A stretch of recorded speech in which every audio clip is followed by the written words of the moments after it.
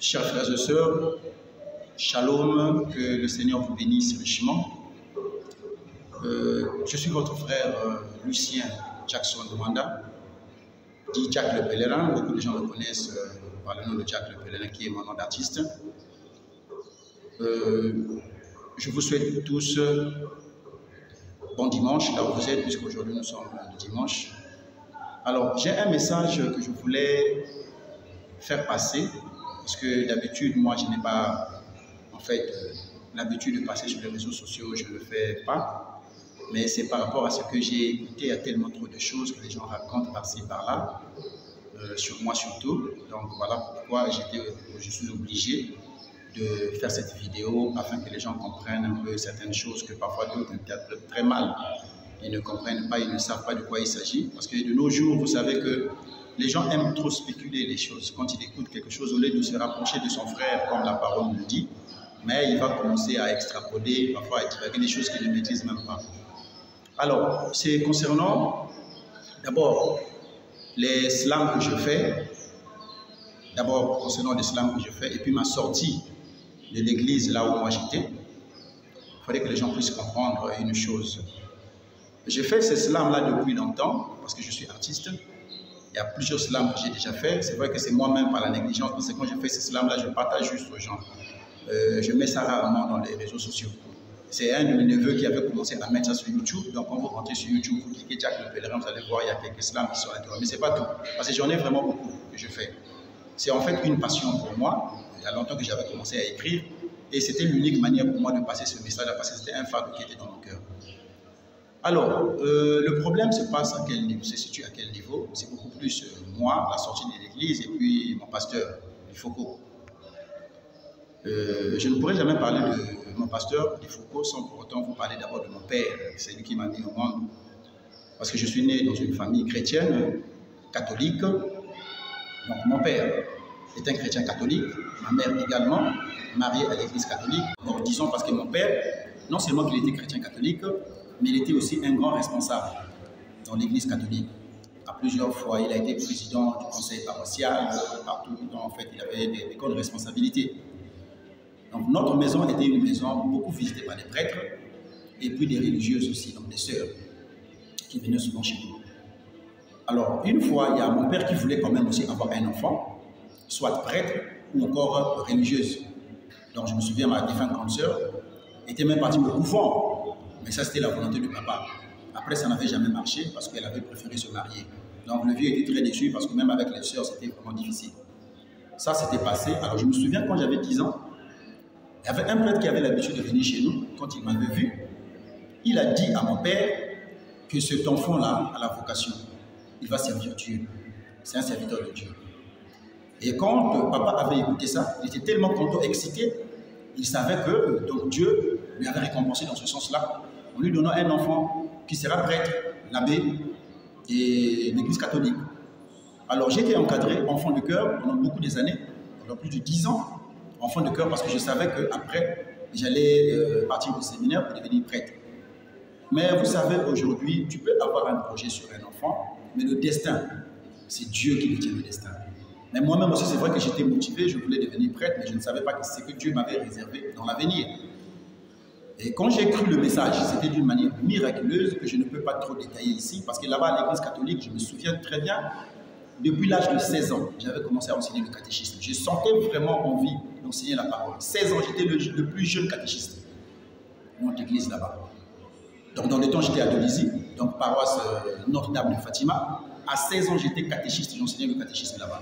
Si vous allez, les archives sont là, vous allez remarquer que j'étais parmi les plus jeunes des catéchistes qui étaient là-bas à Fatima. Alors je suis arrivé à Pont-Noir, effectivement, j'allais toujours continuer dans la même lancée. J'ai été catéchiste aussi, tout ça, j'enseignais le catéchisme. Mais quand l'appel était arrivé de quitter l'église catholique, alors là, je vous assure que c'était un mal que j'avais fait à mon père, que en tout cas vraiment, c'est parce que Dieu lui avait fait grâce. Dieu lui avait fait grâce, sinon il n'y avait personne qui pouvait lui enlever ce mal. Mon père était prêt à accepter que tu lui voles tout ce qu'il avait comme bien. Mais qu'il entende que moi j'ai laissé l'église catholique pour aller dans une église du message. Déjà, pour commencer dans cette église-là, j'avais un frère, où son grand frère priait dans l'église du message. Alors le gars, en dès qu'il avait écrit le message, Ils se consacraient tellement trop, ils sont fermés dans la maison, prier et lire les brochures, je ne sais pas qu'est-ce qui est arrivé, il a attrapé la folie. Et tout le monde pensait qu'il allait pratiquer. Quand on l'a vu avec des brochures, tout ça, de William, madame, les gens disent, ah non, le gars, il voulait commander la magie. Voilà pourquoi il a attrapé la folie. Et quand le vieux vient apprendre que moi aussi, c'est dans cette église-là que j'avais commencé de prier, alors c'était vraiment très grave. C'était très difficile.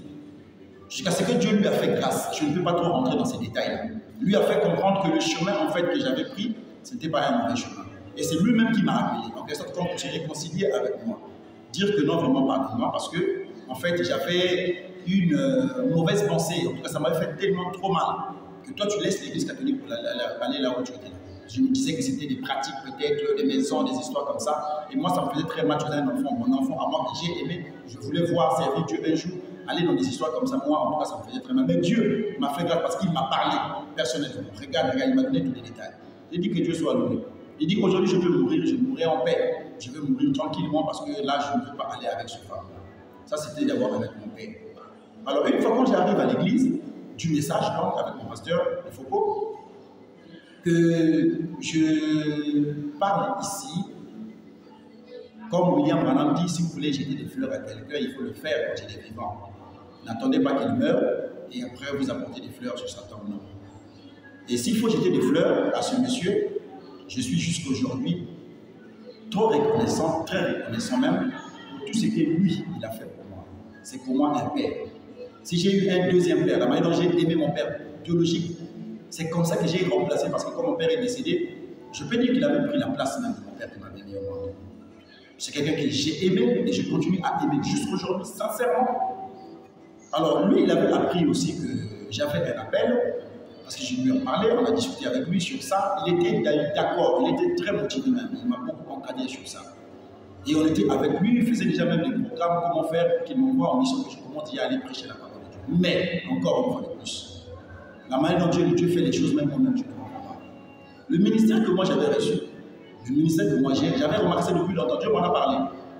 Ça, c'est quelque chose, je ne peux pas rentrer dans les détails. Je préfère survoler pour passer le vrai message que je voulais faire passer. Que tu auras un ministère qui ne sera pas facile. Tu auras un ministère qui ne sera jamais populaire. Parce que les choses que moi je voyais même dans l'église, je savais que le jour où je veux commencer à prêcher, ça sera très difficile. Les gens ne comprendront pas parce que pour la plupart, ils vont croire que je suis là pour chercher à détruire les églises partout là, ils vont me voir. Parce que j'avais vu que c'était presque le même système partout. Qui, selon moi, selon la parole, n'était vraiment pas correct. Et depuis longtemps, je regardais ça. À qui je pouvais dire ça? Sinon, peut-être prêcher ça du haut de la chair. Mais donc, sur quelle chair? C'était ça le vrai problème. Alors, jusqu'à ce que le moment est arrivé où je ne pouvais plus supporter ça, et Dieu m'a fait là de tomber sur le programme qui fait son vie, j'ai compris. J'avais cet appel-là pour ça.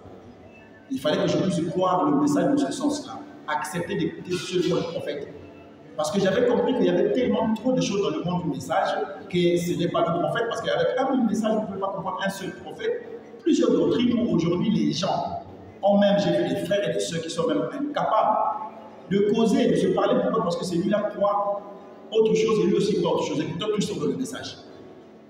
Parce que l'autre croit que les tonnerres sont révélés, l'autre ne croit pas que les tonnerres sont révélés, celui-là croit que l'enlèvement a déjà eu lieu, l'autre ne croit pas. Et ça leur met dans des conflits qui fait de sorte que un frère peut passer son frère comme ça. Moi, tout ça, quand je voyais ça, ça me faisait très mal. Je ne savais pas comment il fallait faire pour résoudre ce problème-là.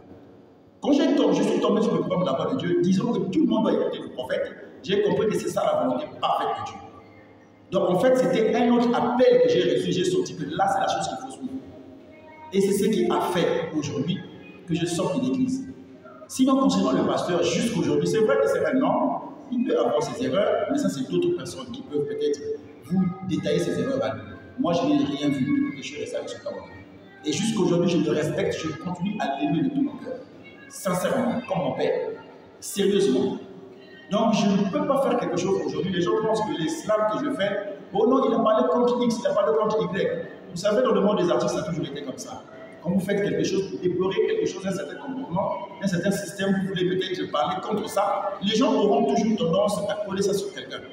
On dit que non, le gars a parlé de X, le gars a parlé de Y, alors que dans mon intention, dans mes pensées, je n'avais aucune intention de parler ou encore de dire quoi que ce soit de mal contre mon pasteur. Je ne peux pas le faire. Je ne le ferai jamais. Et même le jour où je suis allé le voir, pour lui dire que, en tout cas, ma vision, était d'écouter les bandes du prophète, et seulement le prophète. Tout ce qu'il m'avait dit, ça se trouve dans mon cœur.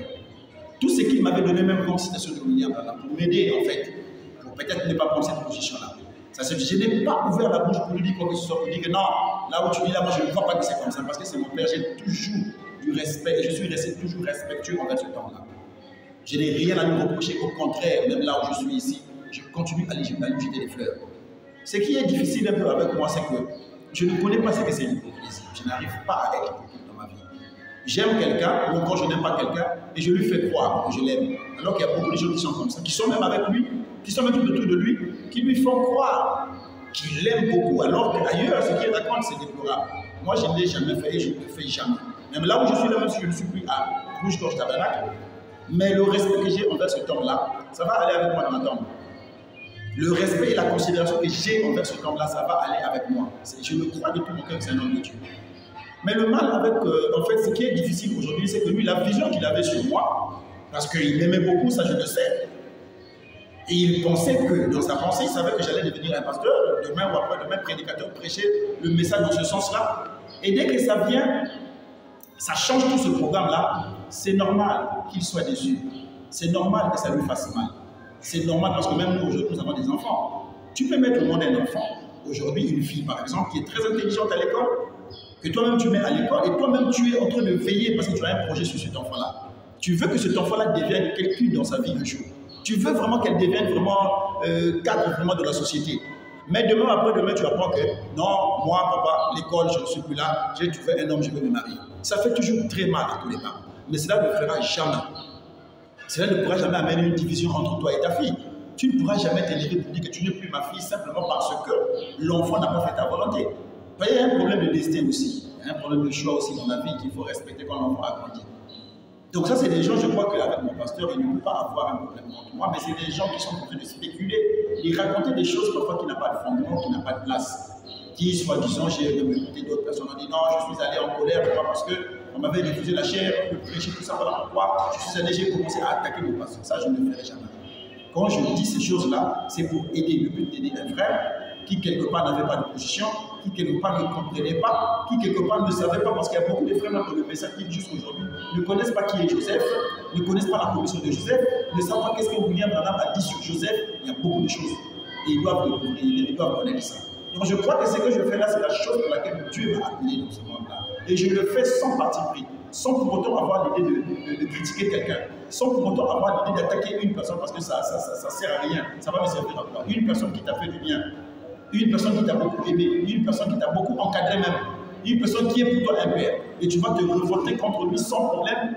Je ne pense pas qu'un seul jour de ma vie, je suis resté avec mon pasteur pendant près de 20 ans. Aucun jour, le pasteur n'a dit quelque chose de mal que j'ai écouté, alors le pasteur a dit ça contre toi. Et moi, je ne l'ai jamais fait aussi. Et du coup, comme ça, je ne sais pas qu'est-ce qu'il peut faire, quel est cet esprit-là qui peut faire de sorte que je devienne contre lui. Ça, c'est impossible, je ne le serai jamais. Aujourd'hui, là où je parle, là, nous sommes dimanche aujourd'hui. Et sincèrement, dans mon cœur, je sais que Dieu sait que je suis sincère quand je suis en train de parler. Je n'ai rien, en tout cas, rien de mal contre cet homme. S'il y a quelque chose que je peux lui dire aujourd'hui là, c'est que Dieu le bénisse richement, que Dieu veille sur lui, qu'il le protège et surtout que son ministère puisse aller. Aujourd'hui, peut-être que nous ne sommes pas en train de voir même homme avec lui, mais je ne sais pas demain ce que Dieu pourra faire. Aujourd'hui, peut-être que je peux être mal compris, mais demain, je ne sais pas ce que Dieu pourra faire. Si réellement la position que j'ai prise, c'est ça la position que Dieu veut que je prenne, et si c'est ça la meilleure position, je crois que, comme moi je crois de tout mon cœur qu'il est serviteur de Dieu, certainement que Dieu l'amènera comme il avait fait avec mon père. Il a mené mon père à comprendre que tu fais des soucis pour prier pour cet enfant. C'est moi qui l'ai appelé. Donc je prie que Dieu fasse ça pour nous aussi. Pour terminer, j'ai une expérience que j'ai vécue qui est très capitale pour moi depuis que j'ai pris cette position. Parce qu'avant moi, quand je voyais les gens qui adoraient William Branham, pour moi c'était des gens que je ne pouvais même pas côtoyer, avec qui on ne pouvait même pas causer. Mais depuis un certain temps, quand je suis sorti, je commence à écouter seulement les bandes, à écouter seulement le prophète, Toutes ces barrières-là sont tombées. Nous sommes en train de travailler avec la voix de Dieu. Et nous avons effectué les descentes. Je suis arrivé même dans une église des adorateurs de William Branham. Mais l'amour, je dis bien l'amour, l'accueil que nous avons reçu là-bas, et l'amour qu'il y a eu entre moi, le pasteur et tous les frères de cette église-là, c'était incroyable. Je ne pouvais pas avoir des sentiments comme de haine, de mépris, de rejet, dire que non, ceux-là, comme ils croient en William Branham, ils adorent William Branham, ils sont dans une fausse doctrine, donc moi je ne peux pas. Vous voyez que tout ça, ça tombe, et je crois de tout mon cœur que la prochaine de Joseph aujourd'hui, c'est Dieu qui l'a inspiré comme ça. Si tous les frères pouvaient arriver à écouter William Branham, je vous assure, mes frères, vous verrez que toutes ces barrières-là vont tomber. Toutes ces barrières inutiles, même, je dis là, vont tomber parce que l'Église, de toute façon, ne sauve pas elle-même. Ce qui sauve, c'est la parole, c'est Christ. C'est le message qui sauve. Le message, nous serons jugés à base de cette parole. Pas avec la parole d'un homme, d'un pasteur ou d'une église. Non, moi je ne crois pas ça comme ça. Donc quand l'islam sort quand même, c'est que les gens vont écouter. Là, ça c'est rien parce qu'il y en a beaucoup. Ça va continuer à sortir, les gens vont écouter, les gens vont penser que j'ai attaqué une personne. Je ne peux jamais le faire. En commençant par mon pasteur, en tout cas vraiment, grand respect à ce grand homme de Dieu. Ça, je le respecte de tout mon cœur. Ce n'est pas de l'hypocrisie pour dire quoi que ce soit. Quand je mets le main dans mon cœur comme ça pour dire que je l'aime, en tout cas, Dieu sait que ce que je dis là, c'est la vérité. C'est un homme que j'ai aimé et en qui, moi, je n'ai rien à reprocher. Que Dieu vous bénisse.